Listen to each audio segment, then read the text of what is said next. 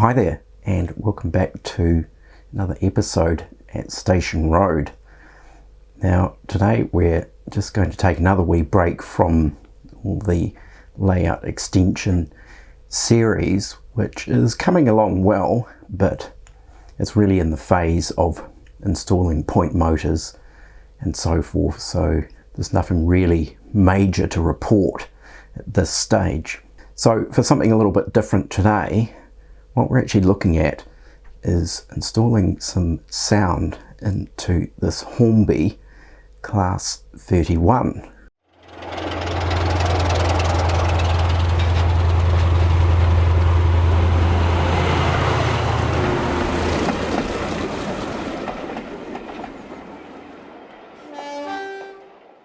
So I think when people mention the Hornby Class 31, instantly the majority of people will begin to cringe, because these particular locomotives historically went through a few issues, and of course one of them was the Mazak rot issue, which was in some of the earlier renditions of this quite highly detailed locomotive. Now this particular locomotive, which I purchased a while back, is 2019, so I'm crossing my fingers that this is not part of the batch that had some pretty horrific issues with the chassis falling to pieces. So it was unfortunate, I guess, for Hornby that that happened, and I think for the amount of effort and time they would have spent detailing this particular locomotive, it was really quite unfortunate. They're beautifully detailed locomotives, and probably out of all the Hornby diesel locomotives, it's probably their top of the line in terms of that. This particular model, they disabled the roof fan mechanism because that was also another sticking point for earlier versions. So what I'm actually doing today is installing DCC Sound in here. Now I could go down the standard route of installing a TTS chip, and in most cases it will be a lot easier to do that, but in this situation I'm actually going to install a UK Diesel's Soundtraxx Decoder, and I'll just pop that up on the screen so you can have a look. Now I already had this, and it's been sitting around for a while, which is hence why I'm going to use it in this particular locomotive and just, well, essentially save myself a few pennies. This decoder was originally going to be used in a Class 47, but I ended up just using a TTS chip for the Class 47. So I have one other Soundtraxx chip, and that is in my Bachmann Class 20 with a iPhone speaker, and it works pretty well. I mean, it's not the flashiest of sound chips, and it's not exactly the most brilliant of speakers, but I'm happy with the end result. So the idea here is I'm going to go down the same route as my Class 20 and install the Soundtraxx chip with an iPhone speaker. Now the difference this time is I'm actually going to try out a couple of different types of iPhone speaker, and hopefully, and this is very experimental, maybe be able to pick or choose which speaker might sound the best. So here's a selection of what I've got here, and also some price comparisons. So a lot of people ask, why do you even bother using an iPhone speaker when you get yourself a Megabass speaker or a Cube speaker or anything like that? And well, I guess really this part of the deal, it comes down to the price. So here in New Zealand, to buy a Megabass speaker or a Sugar Cube or any of those kind of specially designed speakers for DCC Sound, you're looking at between 25 to 30 New Zealand dollars for a speaker. So as you can see here in the pricing, depending on where you buy the speakers from, you can get some iPhone speakers for ridiculously cheap prices. So the 6S Plus speaker, which is the third one in there, that is one that I used in the Class 20, and I've also used it in other locomotives, and I've also actually doubled it up in one locomotive that gives it a little bit of extra bass as well. So probably really at the end of the day, the biggest issue, unfortunately, of course, with the Hornby Class 31 is it has an 8-pin socket. Now, the Bachmann Class 20, it had a 21-pin socket, and of course this Soundtraxx 21-pin chip, of course, just slotted in there perfectly. So my conundrum was, how do I install a 21-pin chip in an 8-pin socket locomotive? So my first investigation was using just a simple 8 to 21-pin converter. Now, I bought this from Illuminated Models in the UK, and pretty inexpensive. It has tabs on it so you can solder additional items, and of course this is key really for the Soundtraxx decoder.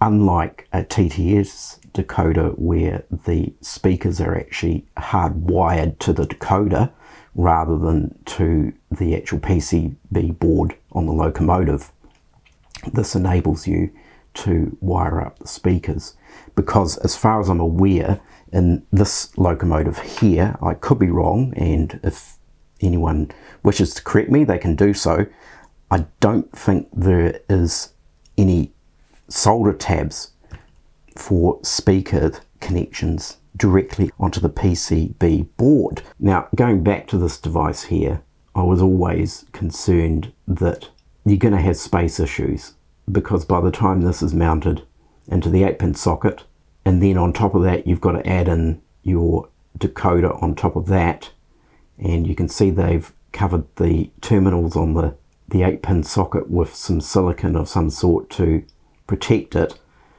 that there's going to be some issues with height. So if we add the chip on top of the adapter, we've now got a considerable amount of height. And the other issue really is that the Soundtraxx decoder has quite a number of larger components on the underside, and of course that is actually interfering with the adapter, and this is not even pushed down, so you're going to get this very weird angle that's going to be sort of going up on an angle.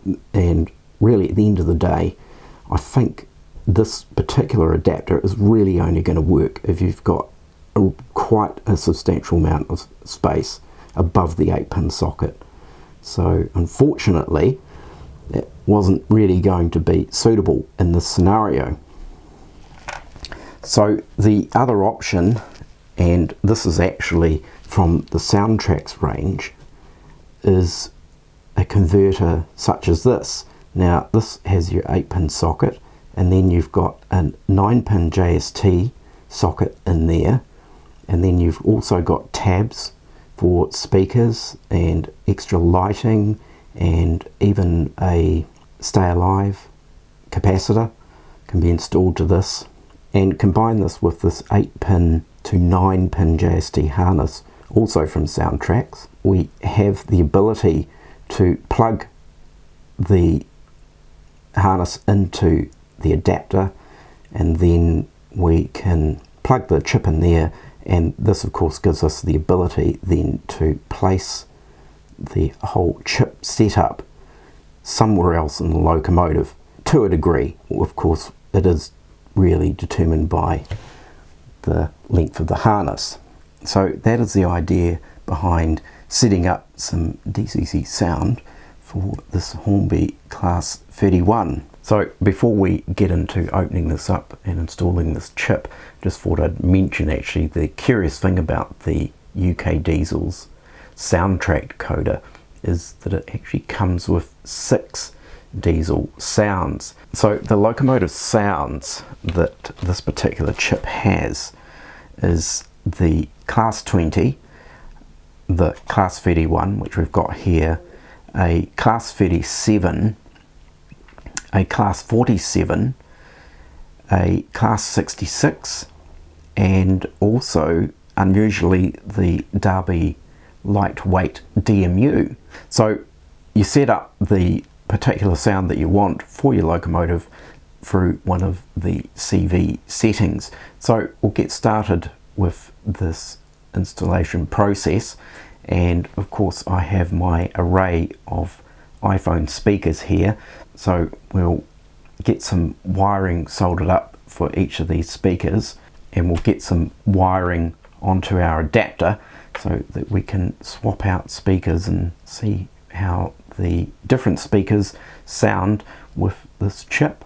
So the first thing we'll do is we'll take off the body from the chassis and see what we've got to deal with in here. Now I have previously chipped this, and I actually can't remember what chip I've got in here at the moment, but it's not a sound chip. So the Hornby Class 31, it's pretty straightforward to detach the body from the chassis. Essentially we have 4 screws just tucked in underneath the bogie on each side, here and here, and it is just a flathead screwdriver.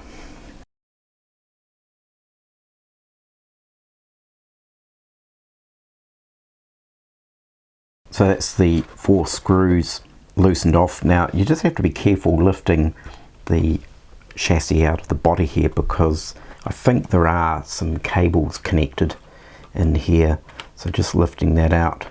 And yes, we do, we have some cab and directional lighting cables connected in here.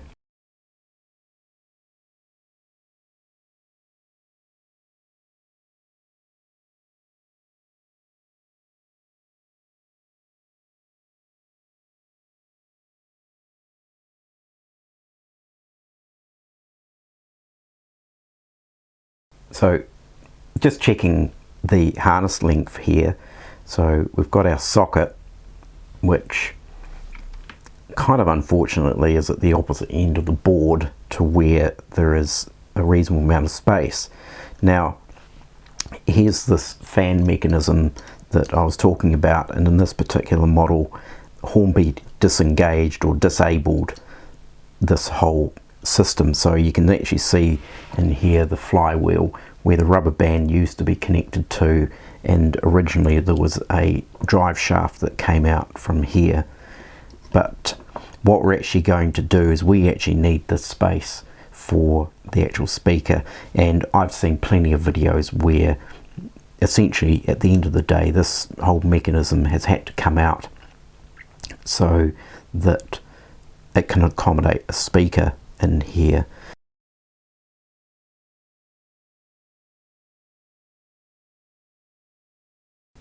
So there's the fan unit taken off, and you can actually see the wee flywheel underneath there as well, which was when it used to be a operating fan.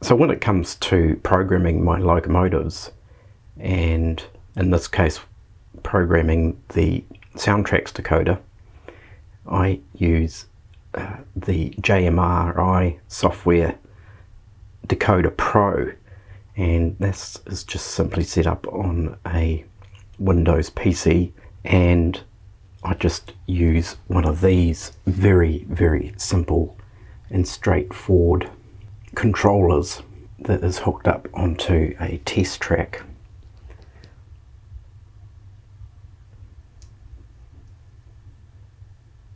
Right, so we've got to the testing phase now, and we will start with the 5C.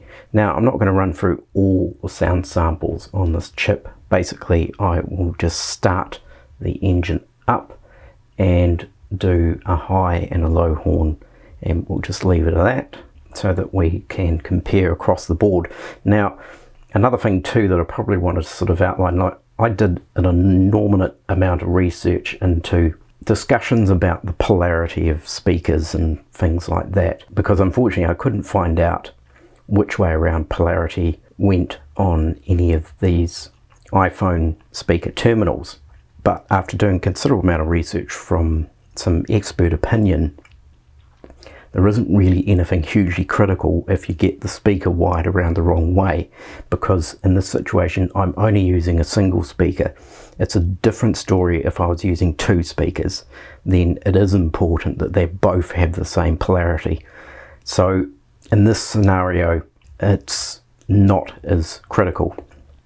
The other thing too also is the impedance, or the ohm restrictions, and I have used these 6S speakers in a number of locomotives with a variety of chips and PCB boards, and so far I haven't encountered any problems, whether it be a single iPhone speaker or whether it might be a double iPhone speaker. I haven't come across any issues whatsoever about chips burning out or overloading. So let's get into it. So the first up we have the 5C speaker, and we will start it up and see how it sounds.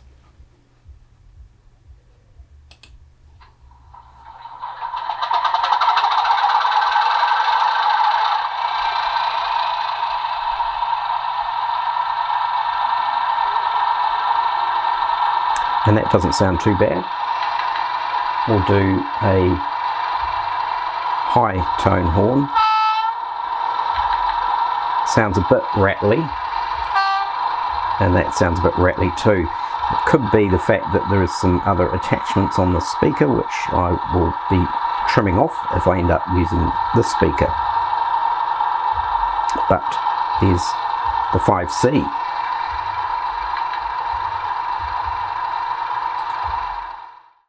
So now we have the iPhone 6 speaker, so we'll see how this sounds.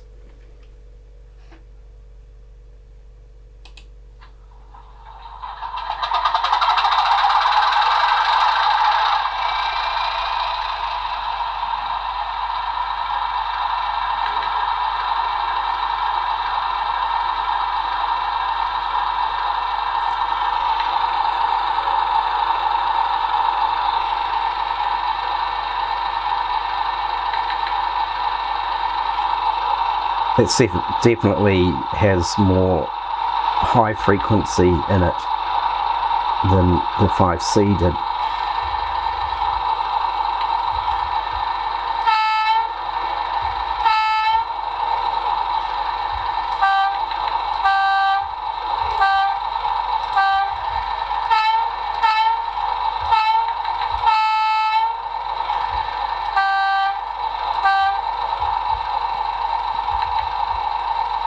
Just seems to have a slightly better high frequency tone in it. So that is the iPhone 6 speaker.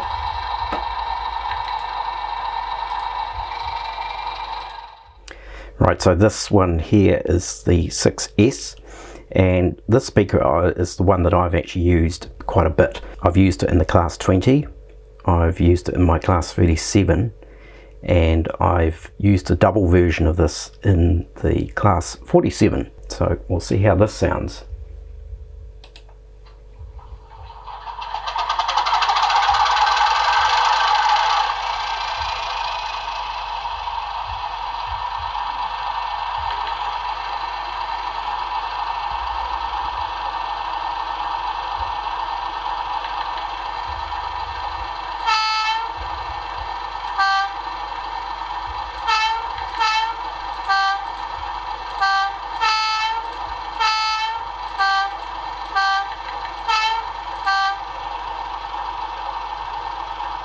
This one doesn't sound quite as bassy as the first two, which is interesting.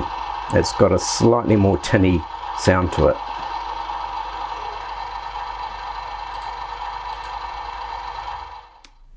Right, last but not least, we have the iPhone 8 speaker. So let's see how this one sounds.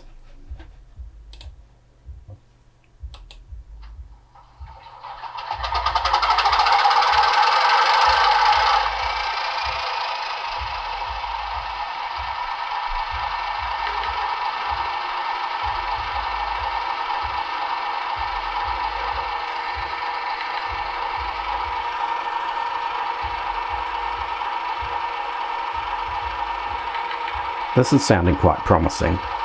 It's got a more whole sound to it, or sounds like it's got a little bit more substance to it.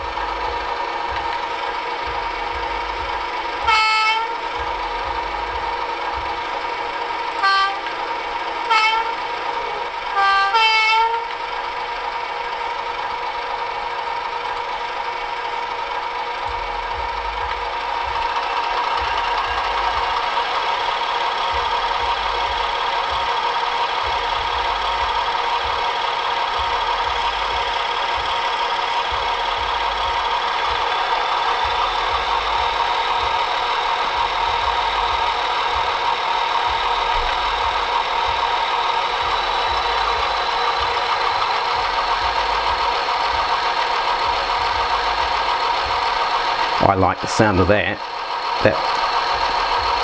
iPhone 8 speaker. I think the horn is a little bit tinny, but then that could actually really be the sound file